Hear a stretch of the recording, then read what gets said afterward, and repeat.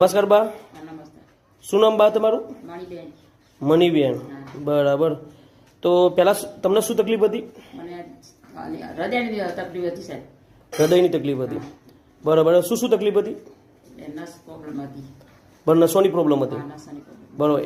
એના માટે તમે પહેલા કોઈ ડૉક્ટરને બતાવેલું? કઈ દવા ચાલુ હતી તમારે? ચાલુ હતી ને, અમદાવાદની દવા ચાલુ હતી, સિવિલની. અમદાવાદ સિવિલની દવા ચાલુ હતી. કેટલા ટાઈમથી દવા લેતા હતા તમે? યુ મહેતામાંથી.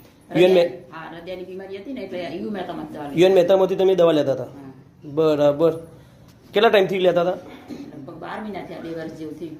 12 મહિના 2 વર્ષથી તમારી દવા ચાલુ હતી, બરાબર.